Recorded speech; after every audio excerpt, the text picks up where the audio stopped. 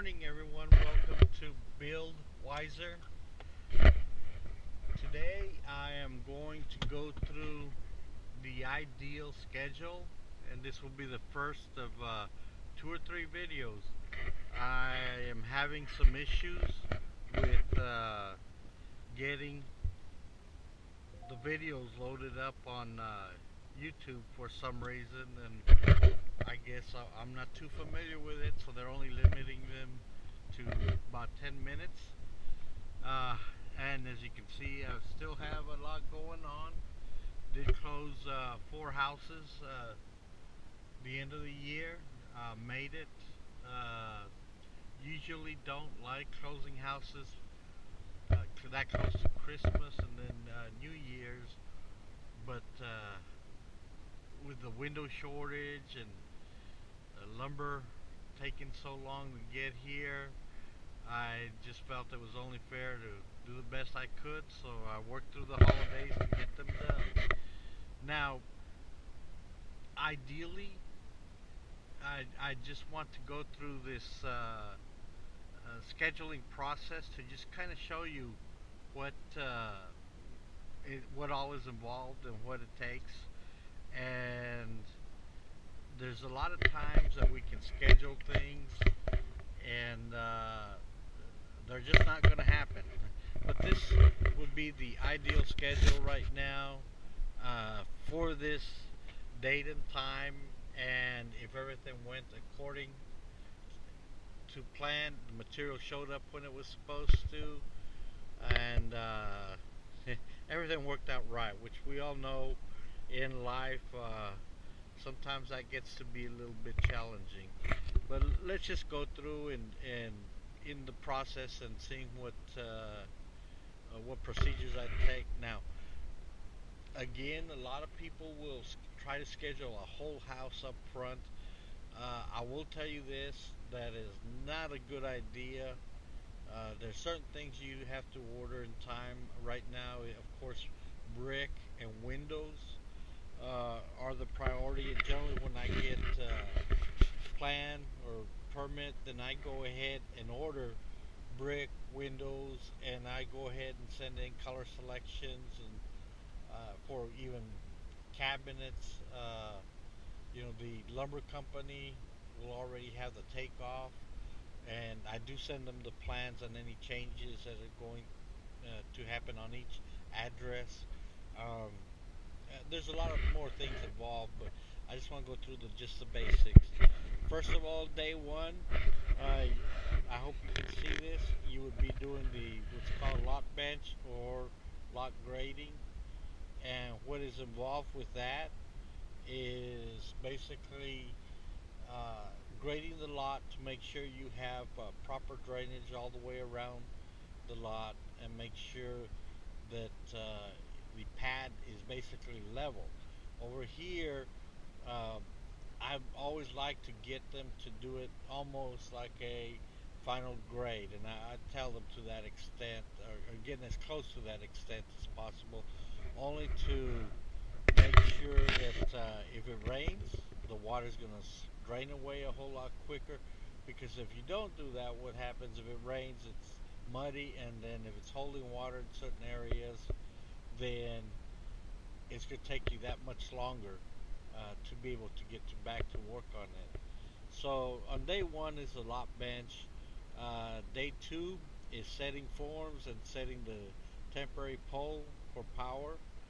And on the form set, I generally have them put string lines on the property lines just to double check. And then day three, the form surveyor will come out, and they generally will tell me if there's any issues as far as encroachment on an easement or the building setback or anything like that, and just checking that. Now again, this is, I've ordered all this stuff in advance as far as getting this part done. So the form surveyor, he would know. I'd have usually 2 to 3 weeks scheduled out, and that's about the length I go for the most part. Uh, and then day three, you also get your T-pole inspection, and I'll call in the temporary pole application for the meter. So as soon as it's inspected, then they automatically just go out and set the meter. Day four is the plumbing rough, and in addition to that, I'll order the sand already in a week in advance and ask them when about the day I need it, so they can get there beforehand, and that way the plumber has the sand so he can put in the cushion and get the proper slope, proper compaction around the pipes, so it keeps that quarter-inch per foot slope that you need on the sewer line, and the inspector checks all that. But it's always good for you to check them too, making sure that you've got plumbing stacks where they're supposed to, and just generally going along and making sure that you've got everything. Your commodes are where they're supposed to be, your showers are where they're supposed to be, and your tubs are where they're supposed to be. You will be surprised at how much you can catch beforehand. And just by looking at the plan, and just by looking without even measuring, you can get a pretty good idea.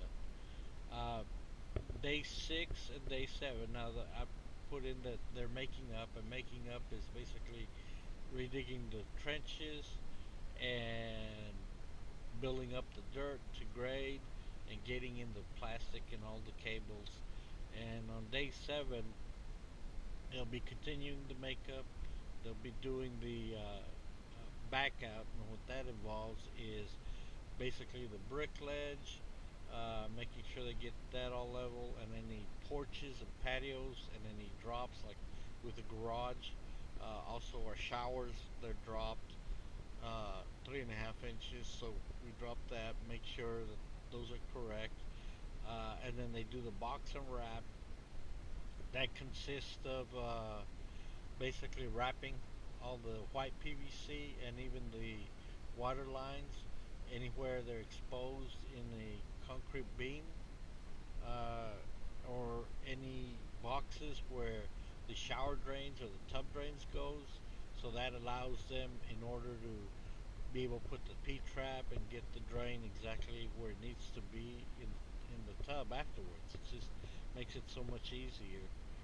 And then also your electrical slab rough, that involves basically any islands that you have to have power to them, so it's always easier to run the pipe beforehand. Also, any floor plugs that you're going to put in, you go ahead and you locate them, and then on day 8, you'll have the city inspection and the engineering inspection.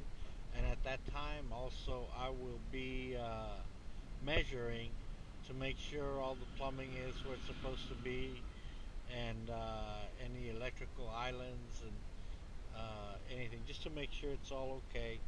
Uh, One hint is plumbers always lay out their plumbing from the back property, back of the house. So you always want to get your measurements from there and just get into the same habits that they use.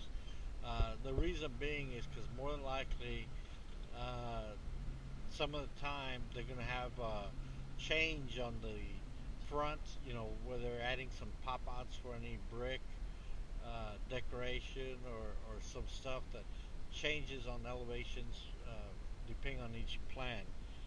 Sometimes a plan will have, two, three, or four different elevations, and sometimes that can get confused between the plans that were printed and what the engineer got and what he laid out. So I always like to just make sure that they measure from the back, and that cuts out any issues as far as any errors are concerned, or that'll reduce it.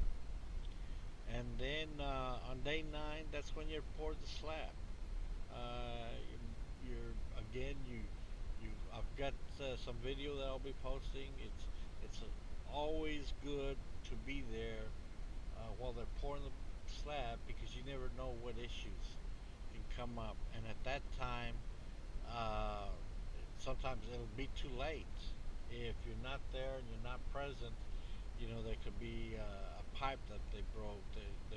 All kinds of things that happen. And then on day 10,